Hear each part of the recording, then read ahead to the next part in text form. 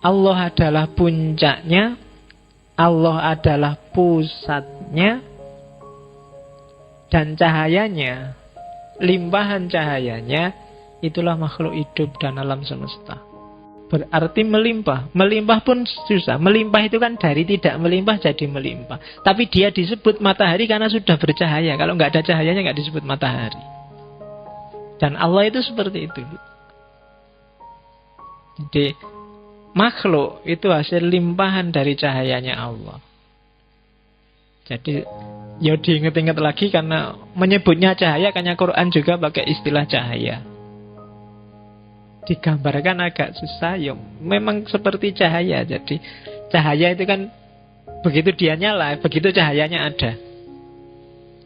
Jadi begitu Allah ada, ya otomatis ketika Allah ada memancar. Dan pancaran-pancaran itu, itulah nanti lahir gradasi makhluk-makhluk. Semakin jauh yang namanya pancaran kan semakin gelap. Dan di ujung cahaya setelah itu kan kegelapan. Dan ini makhluk ini gradasi. Mungkin yang paling ujung ya batu-batu yang gak punya nyawa. Mungkin setelah itu tumbuhan, setelah itu manusia, setelah itu.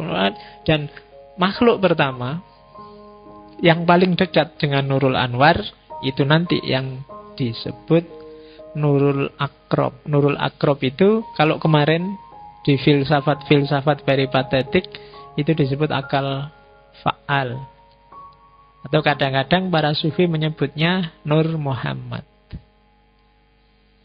Atau kadang disebut hakikat Muhammadiyah. Hakikat NU nggak ada. Yang ada hakikat Muhammadiyah. Ya, kalau kamu mau nyanyi bikin konsep enggak terima, masa ada hakikat Muhammadiyah. Ayo bikin hakikat NU. Oke, kalau NU itu mereknya teh botol itu sekarang ada merek NU. Oh no. Oke, jadi model penciptaan itu dalam imajinasinya Suhrawardi seperti cahaya yang memancar dari Nurul Anwar, dari cahaya yang maha cahaya. Oke, satu-satunya cahaya yang sejati itu ya Allah. Jadi semua hakikat itu sebenarnya hakikatnya Allah. Yang lain cuma pancarannya. Jadi gambarnya kayak matahari itu berarti. Dalam diri kita ada kandungan Allah, tapi hanya sebagian karena Allah yang sejati di sana. Itu nanti yang agak membedakan dengan Ibnu Arabi dan kawan-kawan. Kalau di Ibnu Arabi kan ya Allah itu ya kita ada di dalam Allah. Itu yang disebut wahdatul wujud. Tapi kalau Suhrawardi ini agak kalau Ibnu Arabi panteis, kalau Suhrawardi ini disebut panenteis. Panenteis itu saya bukan Allah, tapi dalam diriku ada Allah, ada kandungan Allah. Itu panenteis.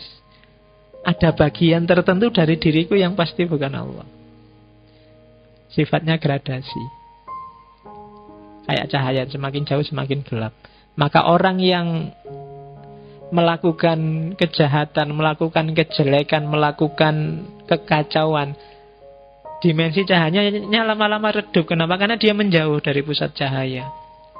Maka semakin jauh dari Allah, dia semakin gelap. Karena pusatnya cahaya ada di Allah. Itu gambarannya. Jadi meskipun miskin, bajunya jelek, tapi kadang-kadang kalau bercahaya kan kelihatan. Kenapa? Karena orang ini dekat sama Allah. Sufi-sufi itu kan jarang yang punya baju bagus, kan? Para ulama besar itu biasanya ya bajunya sederhana-sederhana. Yang bajunya bagus-bagus kan para pejabat, para artis, kan gitu. Kalau yang sufi-sufi ya bajunya biasa-biasa, jelek-jelek. Tapi dekat sama mereka enak. Kadang-kadang kamu sowan ke rumahnya para ulama, para kiai itu, ndak ngapa-ngapain ya, kamu lihat di situ banyak tamu, duduk aja di situ dengerin orang ngobrol, hatimu kan tentrem. Kenapa? Kamu sedang dekat dengan cahaya. Jadi pikiranmu jadi bening lagi, ndak harus ngobrol, deket aja sama orang-orang itu, bikin hati tentram. Dijelaskan secara logika ndak bisa, karena ranahnya bukan lagi ranah logis. Oke. Ya, ini teori selanjutnya. Yang saya sebut saya tidak akan berdalam-dalam di sini. Itu nanti di titik tertentu mulai agak jelimet di situ. Tapi tak gambarkan generalnya saja. Jadi cahaya itu ada dua jenis. Ada cahaya yang fakir dan cahaya yang kaya. Cahaya yang kaya berarti cahaya itu yang milik dia sendiri, bukan karena yang lain. Kalau kita itu punya cahaya tapi fakir. Cahaya kita karena dipanjari oleh Tuhan, oleh Allah. Maka tugas kita adalah gimana caranya agar kita semakin terang. Untuk biar kita semakin terang, kita harus bergerak mendekat ke Allah. Dan itu yang dilakukan oleh para sufi. Suhrawardi mengkritik para filosof peripatetik karena membaca realitas itu berhenti pada matter and form,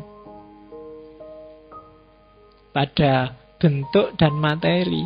Padahal ada yang lebih substansial dari itu.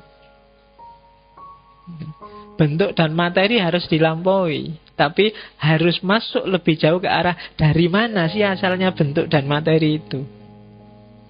Itu kritiknya Suhrawardi pada kelompok peripatetik. Tapi nanti peripatetik penting, harus dipakai untuk menjelaskan pengalaman keagamaan. Ini kan harus pakai filsafat, harus pakai akal. Karena kalau nggak pakai akal, orang nggak akan paham. Yang tak jelasin tadi ini kan pakai akal kan. Ada matahari, ada sinarnya. Sinar ini kan semuanya pakai akal. Meskipun nggak tepat bener, ya kira-kira seperti itulah gambarannya. Kan gitu maunya Suhrawardi dan kawan-kawan. Karena ini sebenarnya nggak terkatakan. Untuk bisa dikatakan harus pinjem simbol macam-macam tadi. Pinjem matahari, pinjem cahaya, pinjem. Biar orang paham. Ya namanya banyak kalau di situ disebut. Ada Nurul Anwar, ada Nurul Muhid, ada Nurul Qayyum, ada Nurul A'zam, ada Nurul A'la, ada Nurul Qahar. Banyak ya. Kalau kamu punya anak 7, kasih nama itu enggak apa-apa. Anak pertama Nurul Anwar, anak kedua Nurul Muhid, anak ketiga Nurul Qayyum. Itu semuanya cahaya, menunjukkan langsung pada Allah. Kalau orang Indonesia senangnya pakai Nurul Jannah. Nah, itu. Jadi belum puncak. Surga itu cahaya tapi belum cahaya yang puncak. Apalagi nama Nurul. Nurul Huda. Nah, cahaya petunjuk. Nurul apalagi ya? Komariah. Nurul Samsiah. Nur. Oke. Nama Nur kan populer kalau di Indonesia. Kalau di Jawa, Siti. Orang Jawa itu kan paling jos. Nama-nama sahabat kan mesti diowai kabeh nek sama orang Jawa. Ya, ada yang dikasih Siti, ada yang dikasih apa yang kayak orang laki-laki itu kan. Jadi namanya diowai kabeh, itu dasarnya orang Jawa kan gitu. Itu ontologi. Saya berhenti di sini ontologi karena setelah ini penjelasannya agak panjang, rumit dan menyesatkan bagi yang tidak paham. Jadi sengaja saya potong di situ. Karena orang itu biasanya kalau ketemu rumitnya terus nggak mau melanjutkan. Karena setelah ontologi ada bagian paling menarik dari Suhrawardi, yaitu epistemologi. Itu yang dikenal sebagai ilmu huduri. Kalau orang Sunni lebih suka menyebutnya ilmu laduni, kayak Ghazali. Jadi, apa sih implikasinya cahaya bagi ilmu pengetahuan? Katanya Suhrawardi, seperti yang tak bilang tadi, ada 3 level ilmu pengetahuan. Pengetahuan yang sejati berarti, katanya Suhrawardi, adalah pengetahuan yang tidak keluar tapi ke dalam. Pengetahuan yang dialami langsung. Knowledge by present. Yang disebut ilmu huduri. Melihat ke dalam batin. Itu lebih sejati. Kenapa lebih sejati? Karena ngalami sendiri. Jadi ini sebenarnya awalnya Suhrawardi itu belajar filsafat peripatetik, tapi sumpek dengan pikirannya filsafat peripatetik. Dia tidak nemu kebenaran dari para filsuf peripatetik. Jadi saking suntuknya mikir, terus dia ketiduran. Mimpi ketemu Aristoteles. Ya, jadi ada kisah dia mimpi ketemu Aristoteles. Mumpung lagi sumpek, tanya ini ahli logika sepanjang masa namanya Aristoteles. Tanyalah dia pada Aristoteles, Aristoteles, aku bingung, pengetahuan yang benar itu ada di mana sih? Terus Aristoteles jawab, tanyakan pada dirimu sendiri. Loh, tanya diri sendiri gimana caranya? Tanya diri sendiri berarti apa? Ya lihat dirimu sendiri. Kamu sudah paham apa belum? Kan kamu sendiri yang ngerti. Dari situ begitu bangun dipikir-pikir, terus ketemulah bahwa iya, ternyata di antara semua pengetahuan, yang paling meyakinkan adalah pengetahuan yang konfirmasi kebenarannya ke dalam, tidak keluar. Misalnya, menurutku Lionel Messi itu pendek orangnya. Dari mana aku ngerti? Moco ning internet. Itu kan kebenarannya keluar. Derajatnya akan lebih tinggi kalau jawabanku, dari mana aku ngerti? Kemarin ketemu aku salaman sendiri langsung. Jejer aku ternyata dhuwure ya kacek sithik cuman. Loh, ketika yang pertama aku ngomongnya kan referensinya keluar, tapi di kedua aku sendiri yang ngerti. Pengetahuan yang aku sendiri ngerti ini kan levelnya lebih tinggi dibandingkan yang tadi. Kalau yang tadi pakai media keluar, yang ini ke dalam. Jadi clue dari mimpi ketemu Aristoteles itu, pengetahuan yang paling meyakinkan adalah knowledge by present, ilmu huduri, pengetahuan yang hadir langsung dalam diri kita. Itu tadi yang saya sebut sebagai hakul yakin. Hakul yakin, kenapa? Aku ngalami sendiri. Tidak sekedar aku lihat sendiri atau aku mikir sendiri. Kalau aku lihat sendiri bisa di internet, aku mikir sendiri bisa tak kira-kira, tapi aku lihat sendiri.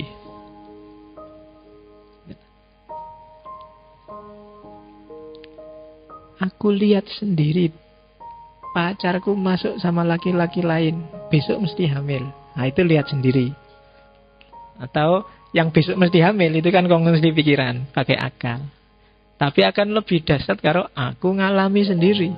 Aku dhewe sing ngajak pacarku masuk. Nah, itu berarti itu lebih mantap kalau itu kan. Loh, kamu coba lihat masuk kamar, di kamar ngapain juga enggak tahu.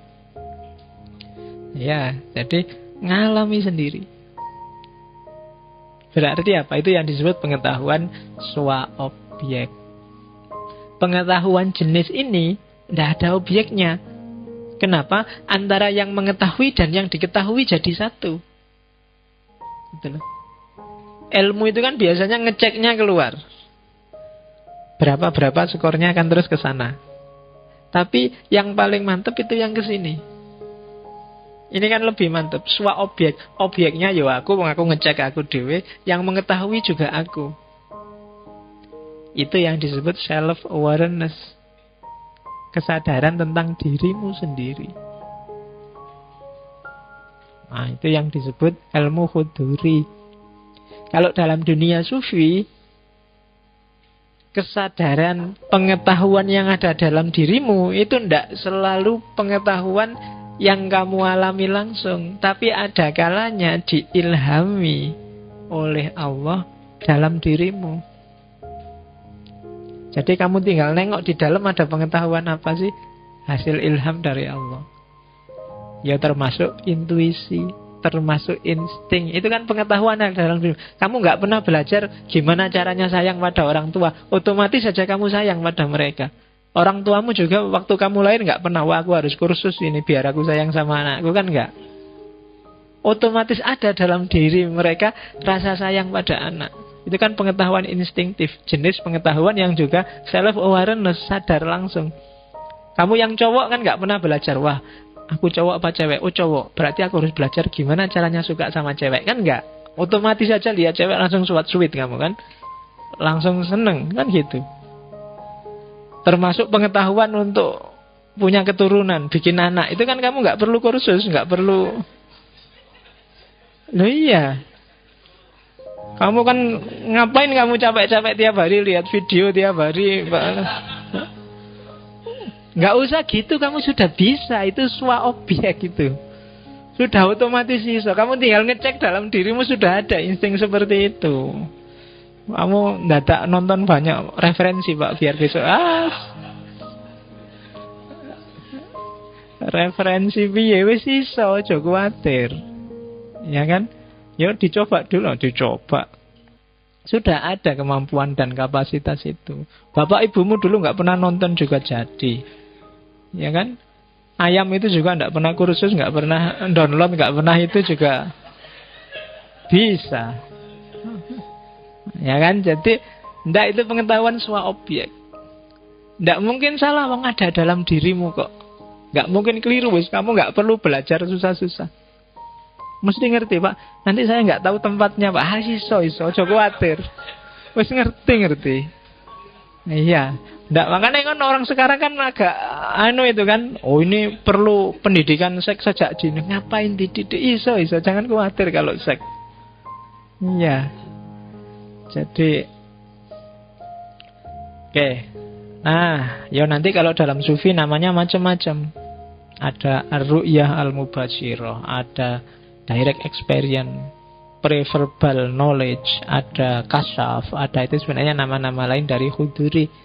Kadang-kadang kita juga sebut laduni. Kalau dunia barat juga menyebutnya intuisi. Pengetahuan yang muncul secara ilhami, tidak diduga-duga.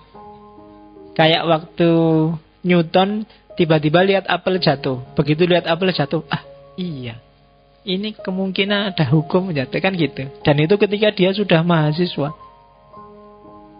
Kalau tidak intuitif kan nggak mungkin. Kalau pakai akal harusnya dia sejak dulu-dulu, mungkin waktu SD, waktu SMP, SMA kan sudah lihat barang jatuh. Tapi kenapa begitu apel jatuh baru muncul ide gravitasi? Ya, karena itu sifatnya intuitif. Sama kayak Archimedes kan, waktu dia mau mandi kungkum terus airnya utah semua, lahirlah hukum Archimedes. Ya, jadi itu kan sifatnya intuitif, nggak bisa diatur. Aku mau nyari hukum Archimedes, tak nyemplung kan enggak. Tapi begitu nyemplung dulu baru muncul ide, iya, kan gitu. Itu sifatnya intuitif. Nah, kalau menurut para sufi, intuisi itu pengetahuan yang sifatnya swa objek, itu pancaran cahaya dari atas, dari Allah. Jadi Allah yang maha tahu segalanya, sekaligus dialah yang segalanya itu. Karena semua realitas adalah pancaran dirinya. Kalau batin kita jernih, maka Allah akan memantul dalam diri kita. Kalau Allah memantul di batin kita, otomatis kita banyak informasi tentang alam semesta. Karena Allah juga adalah alam semesta itu sendiri. Itu yang ada di pikirannya Suhrawardi. Makanya kadang-kadang wali-wali itu kan ngerti macam-macam. Wali-wali itu ngerti segalanya. Kemarin saya waktu ngajar di kampus itu kan cerita tentang seorang wali di Jawa Timur yang diwalikan dan ngerti macam-macam. Di antara pengetahuannya para wali kan ngerti masa depan. Jadi kalau ada banyak tamu, itu dia bisa nebak, dia bisa ngomong, dia bisa ngasih advice, dia bisa marah-marah, dia bisa, dan mesti pas, tanpa harus kenal siapa orang itu. Itu kan kadang-kadang aneh kan. Tapi itu yang terjadi kenapa? Karena batinnya jernih. Kalau batinnya jernih, Allah memantul dalam batinnya. Kalau Allah mantul, wong Allah itu ad-dunya wa ma fiha, karena dunia ini hanya pancaran dari sinarnya, dari cahayanya Allah, ya otomatis tidak usah dia belajar, informasi itu ada dan datang.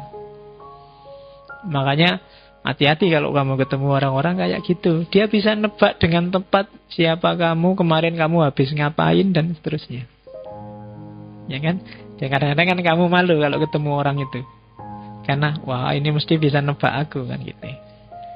Padahal harusnya kamu lebih malu lagi karena Allah itu selalu ngawasi kamu loh. Kayak beliau-beliau para wali itu juga ngerti. Allah juga ngerti, jangan dianggap. Cuma kamu nggak malu aja kan kalau sama Allah. Ya iya biasa lah, Allah kan nggak cerewet kayak mereka.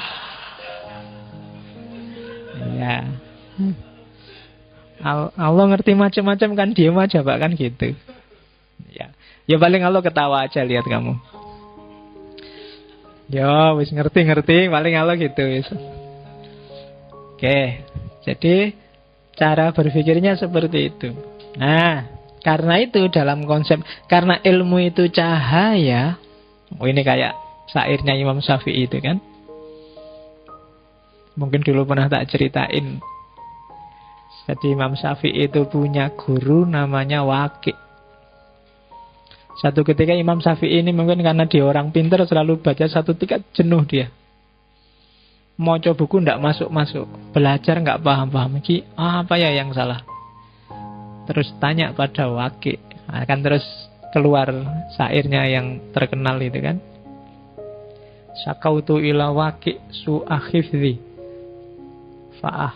wa arsadani ila tarkil ma'asi fa ahbaruni fi anna ilma nurun. Jadi dia mengadu pada Waqi', guru aku kok hafalanku hilang terus ya, ngapalin hilang, belajar nggak masuk. Terus katanya Waqi', kamu terlalu banyak maksiat. Kenapa? Kalau terlalu banyak maksiat, hatimu gelap. Kalau hatimu gelap, cahaya tidak bisa masuk. Lah hubungannya apa guru? Karena bi'annal ilma nurun. Karena ilmu itu cahaya. Dan cahaya nggak akan masuk pada orang yang kakean dosa. Hatinya gelap. Wah, itu kan. Itu Syafi'i. Katanya Surawarsi juga begitu. Pengetahuan itu cahaya. Syaratnya cahaya ada 3. Selain cahayanya harus ada, tidak ada yang menghalangi, tidak ada hijabnya. Dan yang ketiga, ada aktivitas, ada isyrok. Jadi, kalau ada cahaya pasti. Allah itu Nurul Anwar. Dia selalu bercahaya. Dia selalu mencahayaimu. Cuma yang kedua ini yang agak berat. Harus tidak ada penghalangnya. Yang menghalangi cahaya apa? Kegelapan.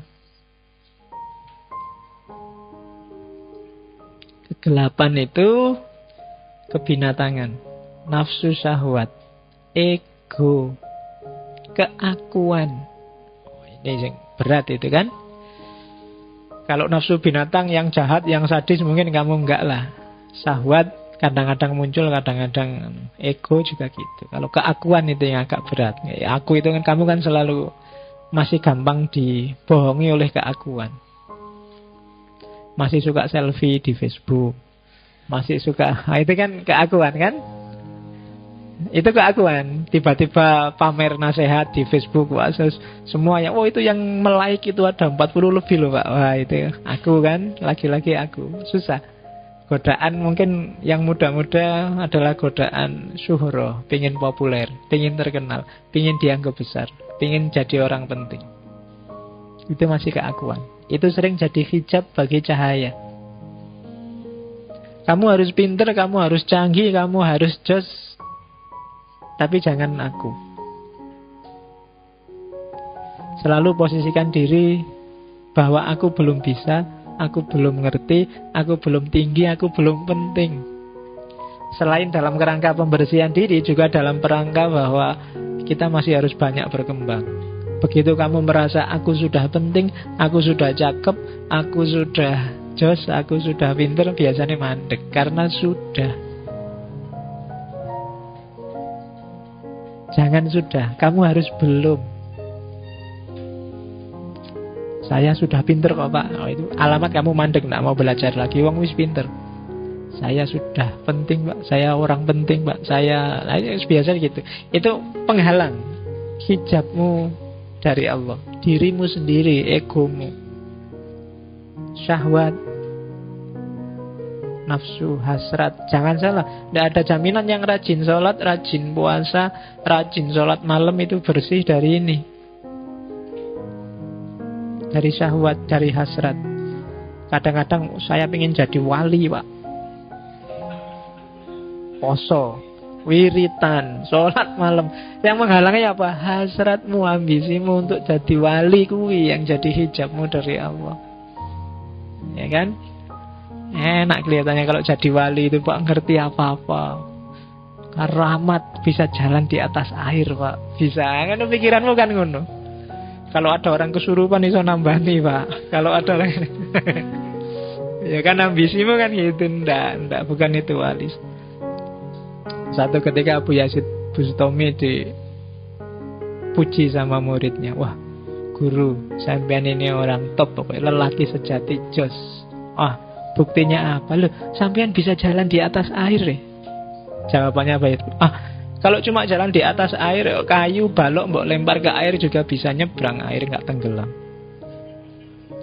Nggak ada.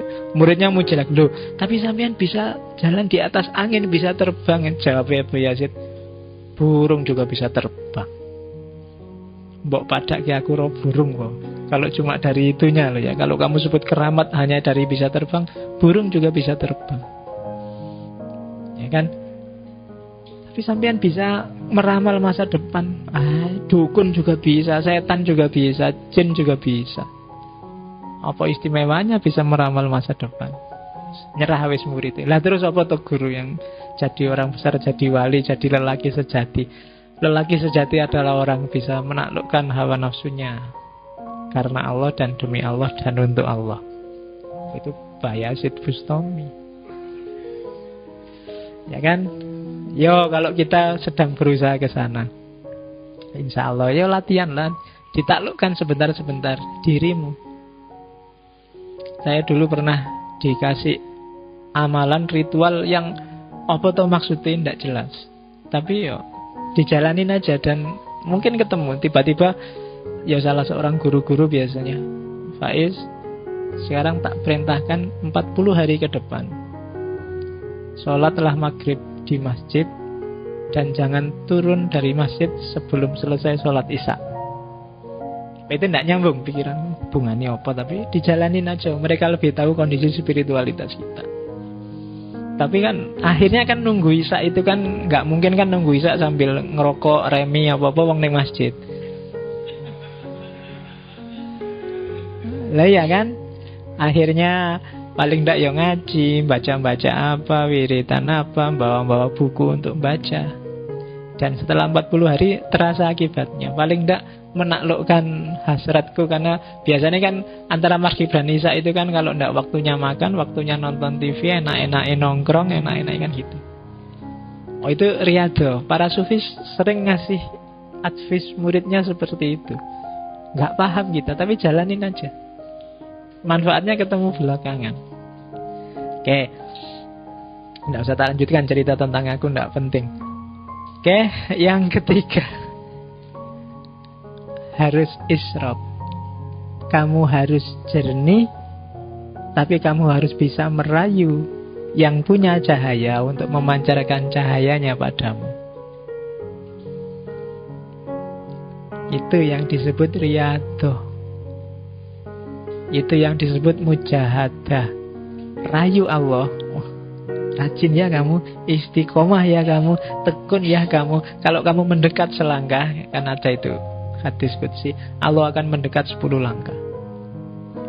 Riyadhahmu cuma 10%, Allah akan mendekat padamu 100%. Itu dalam rangka apa? Isyraq. Biar Allah melimpahkan cahayanya. Kan kita yakin kalau Allah itu alim, tahu segalanya. Allah itu qadir, mampu segalanya. Nah, zat yang tahu segalanya dan mampu segalanya ini harus ridho pada kita dan kita mendapatkan cahayanya. Itu yang dilakukan oleh para sufi. Jadi ini jalur yang sama sekali berbeda dengan jalurnya para filosof, khususnya filosof barat yang tak jelasin kemarin. Karena itu filsafat ini selain disebut isyraqiyah kan sering disebut masyrikiyah, filsafat timur. Kenapa? Karena cahaya munculnya selalu dari timur.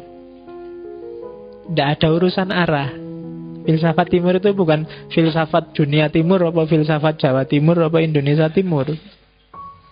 Filsafat ketimuran. Ketimuran itu maksudnya filsafat cahaya. Kenapa? Cahaya munculnya dari timur. Apa sih filsafat cahaya itu? Filsafat pembersihan diri untuk menjangkau pengetahuan di balik yang sekedar fisik. Itu yang dimaksud filsafat timur. Nanti kamu ketemu jago-jago filsafat timur, nggak cuma di Islam. Ketemu Tao, ketemu Konghucu, ketemu Buddha, ketemu selalu nadanya nggak akan jauh dari ini. Itu cirinya di timur. Jadi dari timur kamu ketemu cahaya, dari barat kamu ketemu materi. Biasanya gayanya seperti itu. Sama-sama penting, saling mendukung. Tapi hari ini kita banyak kehilangan timur, terlalu banyak baratnya. Jadi ada cahaya. Kalau ini nggak perlu kamu tanyakan, pasti ada cahaya. Sudah ada karena memang sejak azali. Yang kedua, tidak ada penghalang, tidak ada hijab. Dan yang ketiga, ada isyraq. Ini yang Allah ridho untuk mencahayai kita. Sebenarnya rumusnya sederhana. Gimana caranya Allah ridho pada kita? Selain riyadhah, kita juga harus ridho pada Allah. Dalam hidup ini yang paling susah itu kita meridhoi Allah. Radhiyallahu anhum wa radu anhu. Radhiyallahu anhum itu ya, kita juga harus ridho pada Allah. Kita kan sering komplain pada Allah. Indonesia ini kok rusuh terus ya. Padahal tiap hari berdoa, Gusti Allah itu tidak suka ya sama orang Indonesia. Nah ini komplain kan. Orang-orang kok podo enak-enak, aku kok sumpek dewe ini gimana ya. Ini ridho.